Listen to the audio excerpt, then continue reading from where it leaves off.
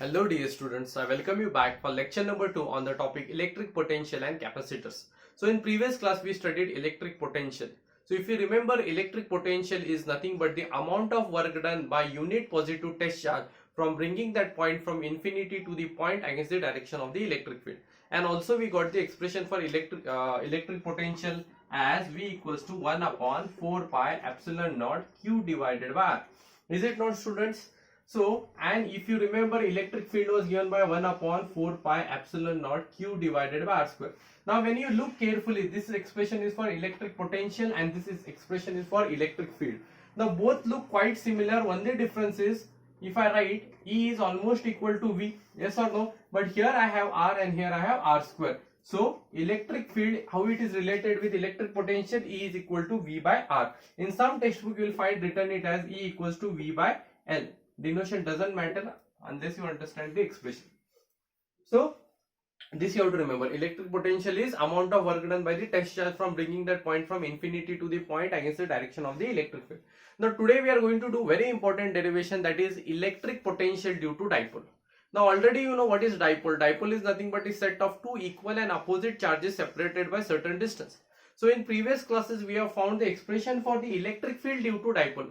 Same thing we are going to find electric potential due to dipole. Are you understanding, students?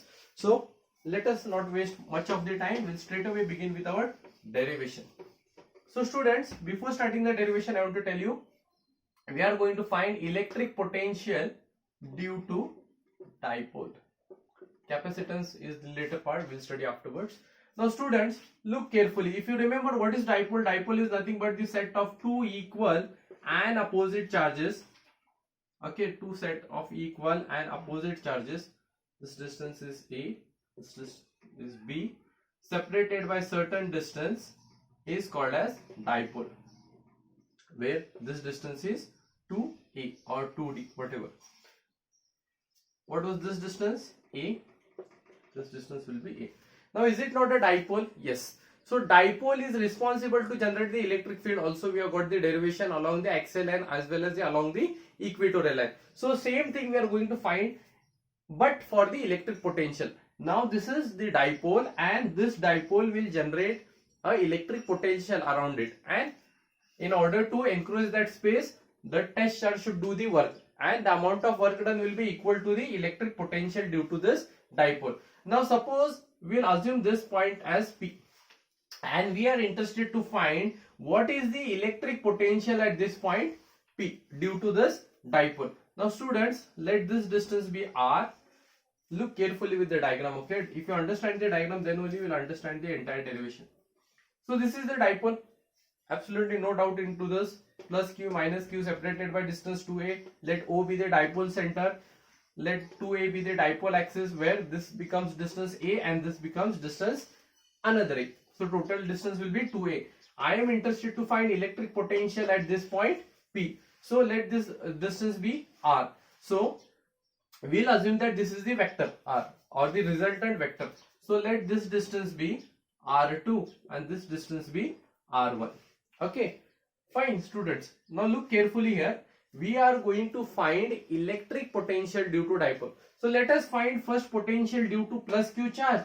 Then we'll find potential due to minus Q. Then we'll find the net potential, that is V equals to V1 plus V2. Let the potential generated by this charge be V1 and the potential generated by this charge will be V2. Therefore V1 plus V2 will give me the net potential at this point P.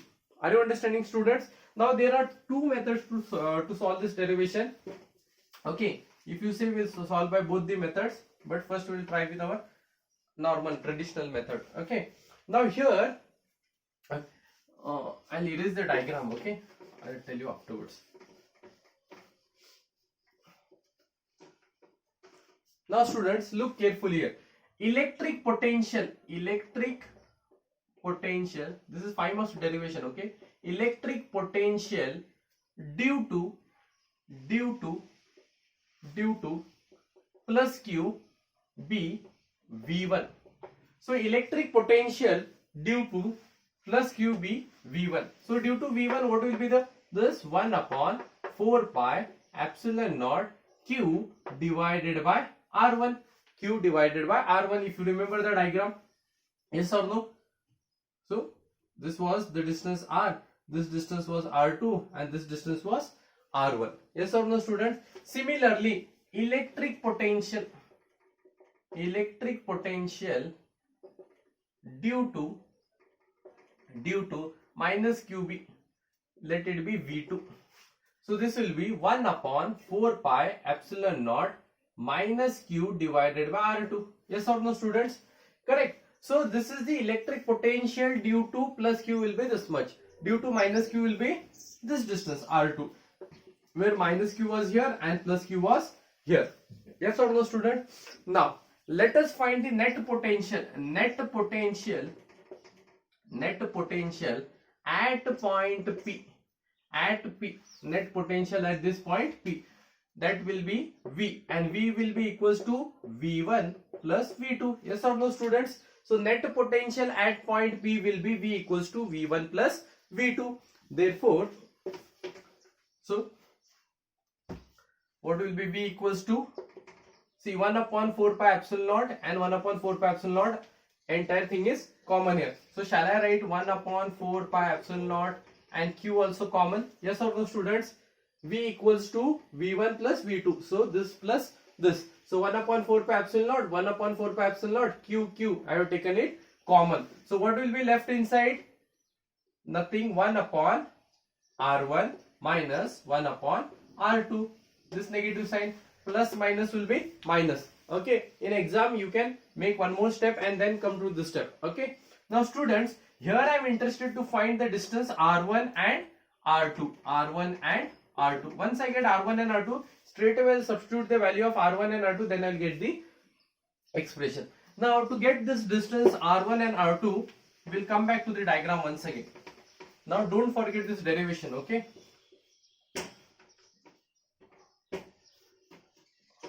Now students, let me draw the diagram once again, because here the diagram is needed now. So here I had a minus Q, here I had a plus Q. The distance was 2A, where this was O, and I was interested to find electric potential at this point P. Students, if you remember, this distance was R, this distance was R2, this distance was R1. Now students, look carefully. This is three-sided figure and it is a triangle. Yes or no? This is one triangle and this is one triangle, where this is A, B. Now if you look, POB is it is one triangle, but this triangle has unequal sides. Okay, all the three sides are unequal. It is the scalar triangle. Yes or no, students? Same here. So what I do it here is I extend this line and draw one perpendicular here. In 8th standard or 9th standard you have studied this, right? How to make a triangle equilateral. Yes or no? So same thing I will be drawing here, one perpendicular here. Are you understanding? And let me give a name here, M, and this as N. Now students, look carefully. If I look the triangle BPN, it looks like almost an equilateral triangle. Yes or no, students? Yes or no, student? Now I want the distance R2. What will be the distance R2? Will it be PO or OP plus ON? Yes or no, students? So what will be ON from this? That I want to find out. And what will be this distance R1? R1 will be what? This minus this distance. OP minus PM will get me this distance. Yes or no, students? So let me find the R2 by this. R2 will be what? See here, students. This is R2, and here up to this point it was R. So here I have made it as equilateral triangle. So this side will be equal to this side. So that R is here and something is here. That something is ON. So what will be the total distance? R plus ON. So let me find ON, and here what will be the distance? R1 will be what? R minus OM. Yes or no? So R minus this will get me this distance. So this is also the equilateral triangle PMA. Are you understanding, students? Okay. Now, very important is to get the value of ON. Yes or no? So from this, cos theta will be what? Cos theta will be ON divided by OB. ON divided by, no, it will be OB divided by ON. Yes or no, students? Look carefully. From this triangle BON. So this triangle looks somewhat this way. Yes or no, students? So BON, where this distance is A. So this is hypotenuse side. If this is hypotenuse side, this will be opposite and this will be adjacent. So cos theta will be what? Cos theta will be from this, ON divided by OB. ON adjacent divided by this hypotenuse. So cos theta will be ON divided. What is OB? OB is equal to A here. Therefore, ON will be equals to A cos theta. Yes or no, students? Look here. Imagine this is the triangle. So from this triangle, this is the hypotenuse side. Okay, this is the opposite side and this is the adjacent side. So from this, cos theta will be equals to ON divided by OB, where OB is A and I am interested to find this distance ON. Because of this, because I want to find this distance ON, because R2 is equal to R plus ON. So ON from this will be A cos theta. Clear? So remember this, ON will be equals to A cos theta. ON will be equals to A cos theta. Similarly, from this triangle, OMA. Okay, so imagine this is the triangle. This is the triangle.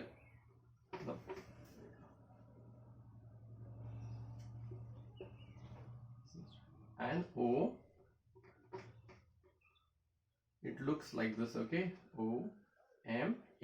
So this is OAM. Now this is being the largest side of the triangle. This distance is A, so this becomes hypotenuse side, and hypotenuse this side will be opposite, right? So what? And this side will be the adjacent side, correct? From this triangle OMA, cos theta will be equals to what? Come on, cos theta will be equals to what? OM divided by OA. Yes or no? OM divided by OA. So cos theta will be equals to OM, where OA is A. From this, OM will be equals to A cos theta. Are you understanding, students? So OM will be equals to A cos theta. So similarly, ON, what did I got? A cos theta, and OM also did I got? A cos theta. So we'll come back to our derivation. So net potential was 1 upon 4 pi epsilon naught Q divided by 1 upon R1 minus 1 upon R2. So what was R equals to? R1 was equal to what? R1 was equal to what? And from that equation, see here, students, again let me draw the diagram. So this was the R, and this was R2, and this was R1, right? So, and I drawn a perpendicular, right? So this was R1 was equal to R minus A cos theta, and R2 was equal to R plus A cos theta. Remember this. Yes or no? Clear? Okay. Okay, students. So now we are going to substitute this value of R1 and R2 in this equation. So V will be equals to Q divided by 4 pi epsilon naught. So 1 divided by R1 is R minus A cos theta minus R plus A cos theta. Correct, students? Now substitute. Q equals to 4 pi epsilon naught. Now cross multiply here. Take the LCM. This will be R plus A cos theta minus R minus A cos theta. And LCM of this will be what? R minus A cos theta into R plus A cos theta. Correct? Are you understanding, students? Are you following? Okay. So let me erase this.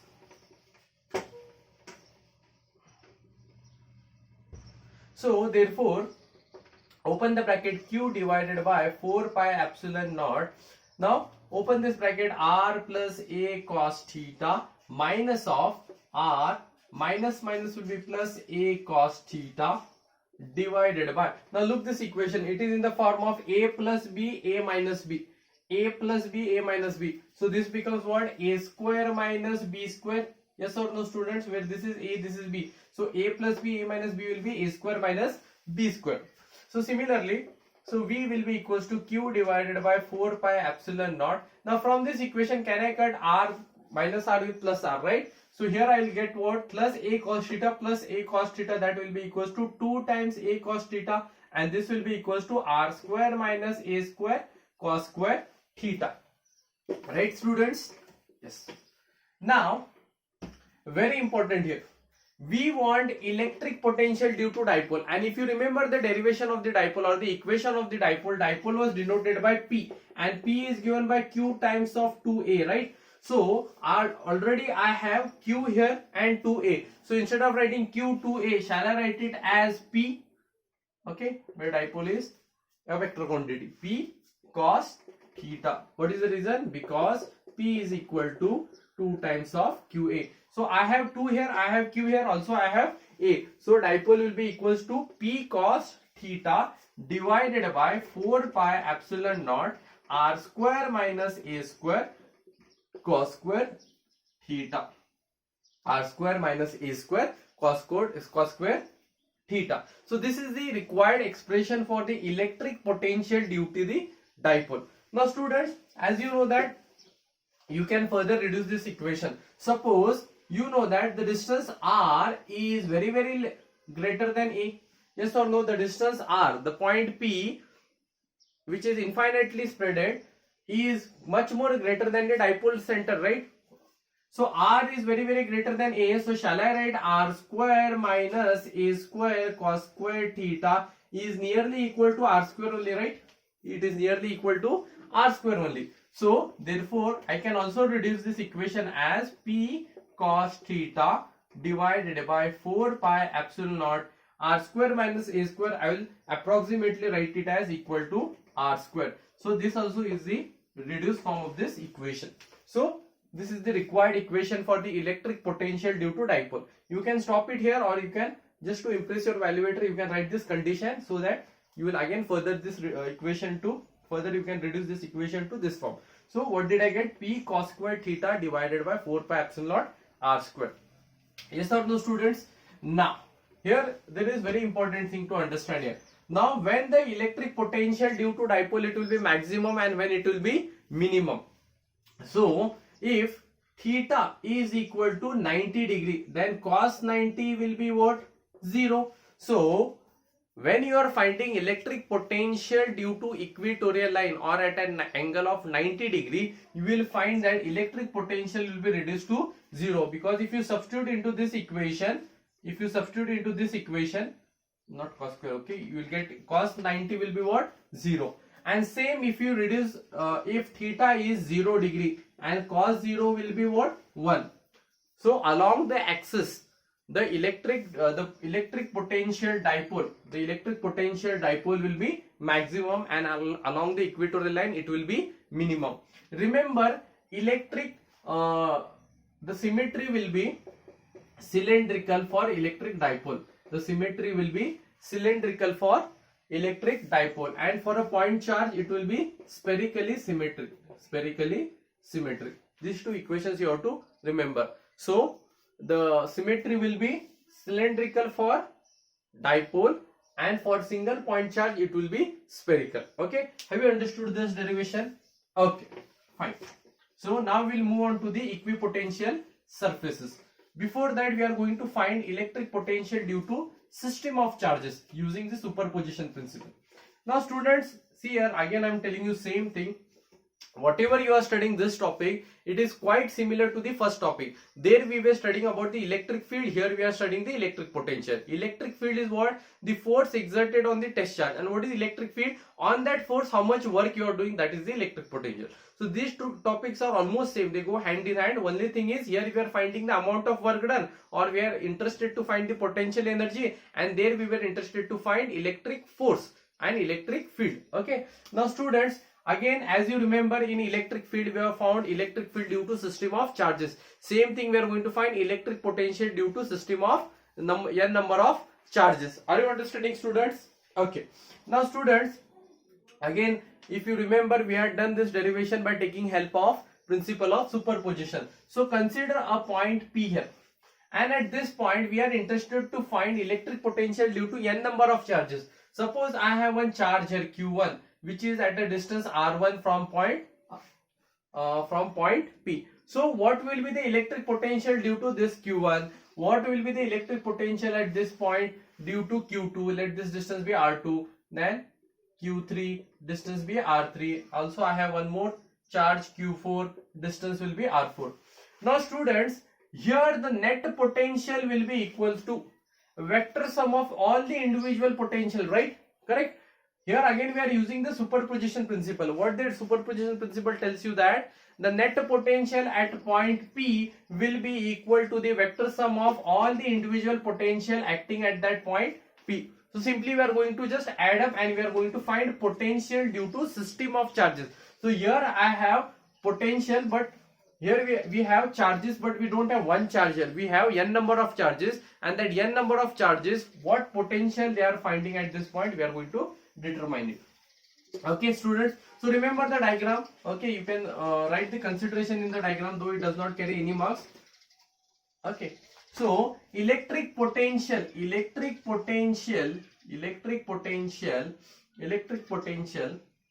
due to Q1 at P be V1.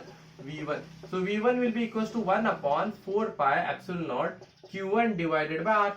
Let this equation be 1. So let potential due to Q2 be Q2 at point P will be V2. V2 will be equals to 1 upon 4 pi epsilon naught Q2 divided by R2. Similarly, V3 will be equals to what? V3 will be equals to potential due to Q3. Potential due to Q3 at point at a distance R3 will be equals to 1 upon 4 pi epsilon naught Q3 divided by R3. So suppose if I go on find the potential at potential due to n number of charges, so I'll get Vn equals to 1 upon 4 pi epsilon naught Qn divided by Rn. Yes or no students? Now, what principle of superposition tells you? That potential due to these many charges at point P will be equal to vector sum of all the individual potential. Yes or no students? So suppose I have n number of charges, so potential, net potential V net will be equals to V1 plus V2 plus V3 plus so on up to Vn. Yes or no students? So V net or net potential at P will be equals to 1 upon 4 pi epsilon naught Q1 by R1 plus Q2 by R2. I have taken 1 upon 4 pi epsilon naught common. So 1 upon 4 pi epsilon naught Q1 by R1 plus so on up to Qn divided by Rn. Yes or no students? Now, so V equals to, I can summarize it, 1 upon 4 pi epsilon naught summation I equals to 1 up to n number of turns Qi divided by Ri. So this is the potential at point P due to n number of charges. By using which principle? By using principle of superposition. Very simple derivation. Okay, but you have to understand this. Clear? Have you understood this? Okay, fine. So next we'll move on to the equipotential surface. Equipotential surface. Equipotential surfaces. Now this is also most important thing that you have to understand. So whenever I say the word means equal, and potential means you are going to perform the work, means it will determine your potential energy. So equipotential surface means the parallel the surface area of the conductor. Okay, now what is equipotential surface? So the surface in which potential remains same at every point is known as equipotential surface. So the potential or the surface in which potential remains same at every point is known as equipotential surface. You know that potential V is equal to 1 upon 4 pi epsilon naught Q divided by R. So if the distance increases, V decreases. Yes or no? but there are one particular surfaces where potential remains same at every point.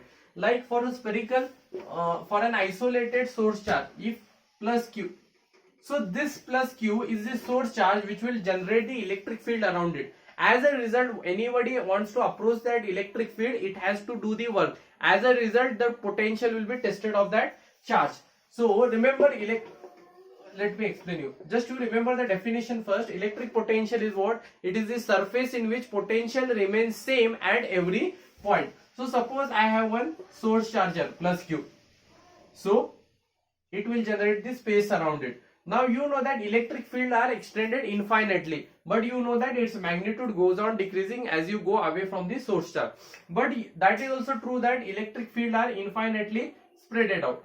So students, remember, now if there is one test charge, okay, which wants to approach this electric field, as well as it has and you know that this electric field will also have the electric potential. Now you know that the distance is r from here. The total distance from this test charge to the source charge is of distance r. Okay. Now you know that as this test charge wants to approach this space, the electric field, it has to do certain amount of work, right? It has to do certain amount of work, and that work will be what? Its potential energy, because as per work energy theorem, the amount of work done is equal to change in its energy, maybe potential or kinetic energy. But here we are dealing with potential energy because we are studying electrostatic, which is charges at rest. So students, you know that as this test charge is approaching towards the source charge, its potential will go on increasing. For instance, assume that the potential at this surface is 10 volt, and you know that as you go away from this 10 volt surface or away from this source charge, the potential will increase or decrease. Definitely it will decrease. So it will be less than, obviously it will be less than 10 volts. So for example, this will be 9 volt. Just one example, 8 volts, 7 volts, and go on. As you go away from it, the potential goes on decreasing. Now just for an example, this is space A, this is space B, this is space C, and this space is D.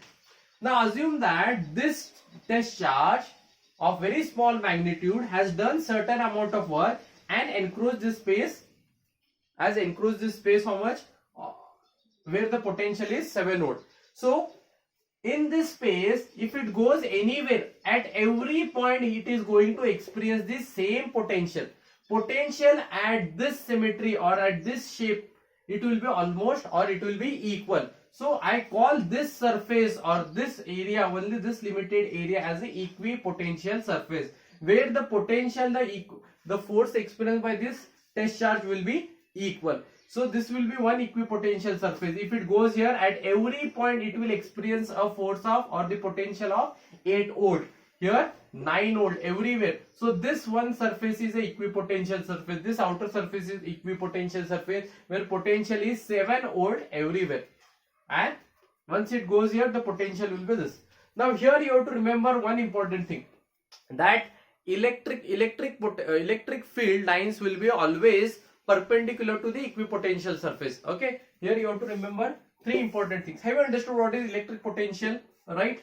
So it is the surface where the potential is same at every point. Okay, at every point. Now students, two equipotential surface will never intersect. This already we have studied in electric field lines also. You know the reason. Two equipotential surfaces will never intersect. They will never intersect. Okay. Also, electric field will be normal to the equipotential surfaces. And last thing is third thing. What will be the work done by the test charge in an equipotential surface? Come on, tell me. Work done by charge in equipotential surface. In equipotential surface will be what? Will be zero. Students, here once that charge has entered the equipotential surface, the potential will be same at every point. Yes or no? If the potential is same at every point, the force exerted will be of same magnitude, and once the force is of same magnitude, work done will be zero, because that force should undergo certain amount of displacement also. So work done by the charge in an equipotential surface will be zero. Remember, two equipotential surface will never intersect. Electric field will be normal to the equipotential surface, that is, it will be always perpendicular, and work done by the charge in equipotential surface will be zero. These 2 points already we have discussed. Or else, if you still have confusion, at the end of the topic we'll study why electric field lines will be always perpendicular to the surface of the conductor, why the electric field will be zero inside the conductor, and those things. Okay, fine. Have you understood this? Okay, fine. Okay, so we'll meet in the next video. Okay, thank you.